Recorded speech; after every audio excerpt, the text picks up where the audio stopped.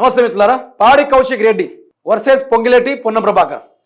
పొన్నం ప్రభాకర్, పొంగిలేటి గారు వారి కార్యక్రమంలో, వాళ్ళ అభివృద్ధి కార్యక్రమాల్లో ఈ 32 నెలల నుంచి ఏం చేశారో చెప్పుడు వదిలేసి మాకెంతో చేయాలని ఉంది, కేసీఆర్ చేసిన అప్పుల వల్ల మేము చేయలేకపోతున్నామని చెప్పేసి కుంటి సాకులు తెలుపుకుంటూ కాంగ్రెస్ ప్రభుత్వం వాళ్ళు ఈ విధంగా కాలయాపన చేస్తూ ఉంటే మా కేసీఆర్ నువ్వు తిడతావా అని చెప్పేసి అక్కడ పాడి కౌశిక్ రెడ్డి వాళ్ళతోటి వాగ్వాదానికి దిగడం, ఇవన్నీ తట్టుకోలేక సభ పారిపోయిన దృశ్యాన్ని కూడా మీకు చూపించే ప్రయత్నం చేస్తాం.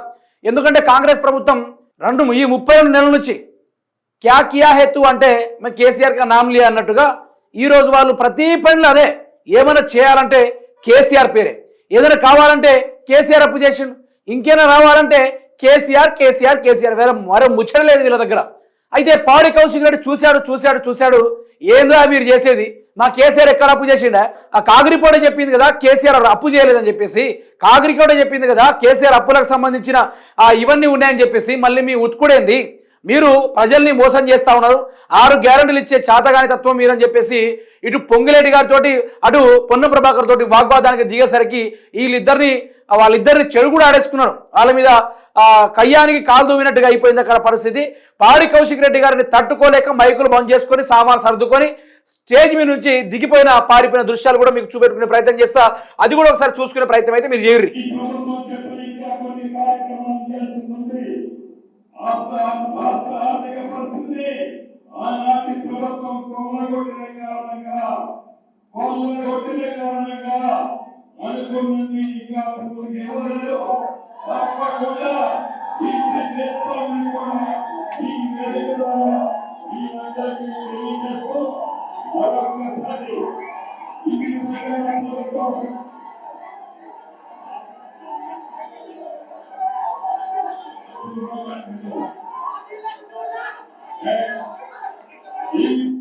కథం దెబ్బకు సభ బంద్ పెట్టి ఎస్కేప్ అయిపోయిన పరిస్థితి. అక్కడ నుంచి డైరెక్ట్ లైట్లే బంద్ చేసిర్రు.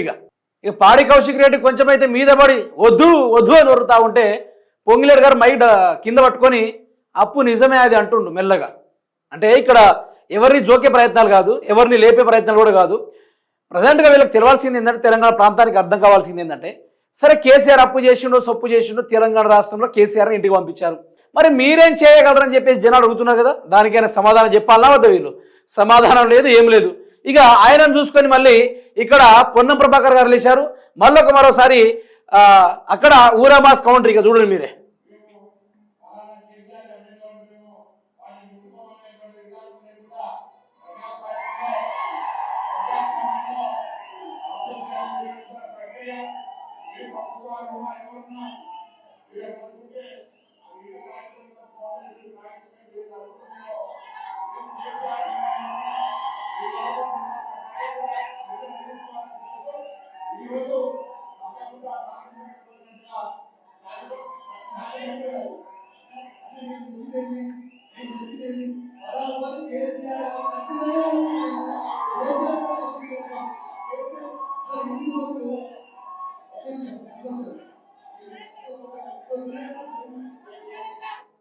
చూసారా, రఫ్ అండ్ టఫ్ ఆడుకున్నారు పాడి కౌశిక్ రెడ్డి. వీళ్ళనైతే నిజంగా ఈయన డబుల్ బెడ్రూమ్ గురించి మాట్లాడిన దానికి ఆయన సరైన కౌంటర్ ఇచ్చాడు. అక్కడ కింద జనాలు కూడా కాంగ్రెస్ పార్టీ పైన పూర్తి భరోసా లేనట్టుగా ఒకటే ఈలలు కేకలు. అంటే ఇక్కడ మనం తెలుసుకోవాల్సింది ఏంటంటే, కేసీఆర్ ఓడిపోయిండు, తెలంగాణ ప్రాంత ప్రజలు ఆశీర్వదించాల్సింది పోయి కేసీఆర్ ప్రభుత్వం మాకు వద్దని చెప్పేసి ఎట్లా వద్దని చెప్పారు? ఒక్కసారి మార్పు చూద్దాం, ఒక్కసారి కాంగ్రెస్ కేసు చూద్దాం, వీళ్ళేం పొడిగించి ఇస్తారు అని చెప్పేసి ఒక్కసారి ఆఫర్ ఇస్తే కేసీఆర్ గారు ఫామ్ హౌస్లో కూర్చున్నారు.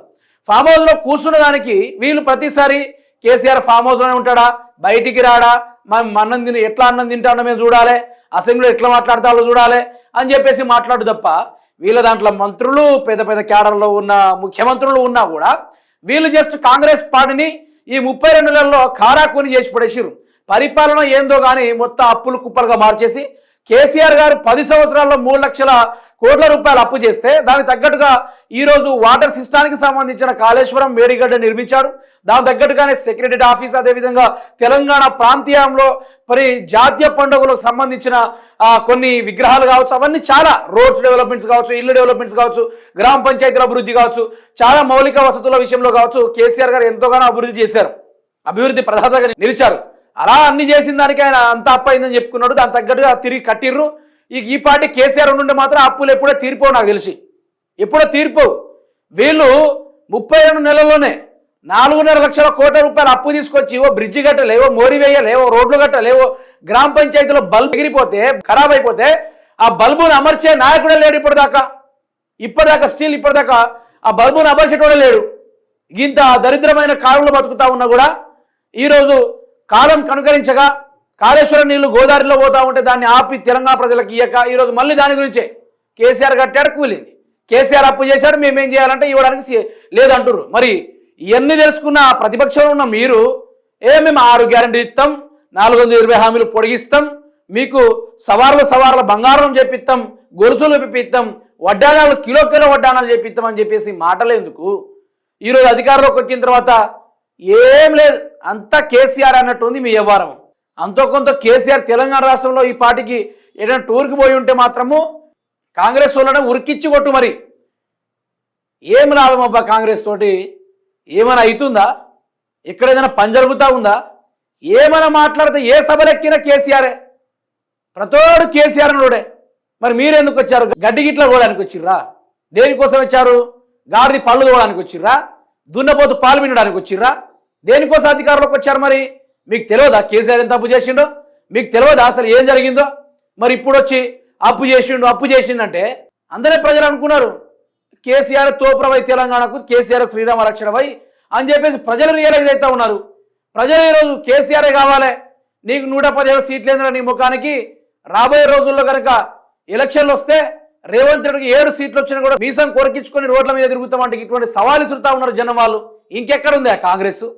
అందుకనే ఇగో అంటారు కదా, ఆరిపోయే దీపానికి వెలుగన్నట్టు ఊసిపోయే కాంగ్రెస్ పార్టీకి ఉత్తముచ్చట్లు బాగా ఎక్కువైనాయి, సబ్జెక్ట్ లేని సోదంతా ఎక్కువైంది.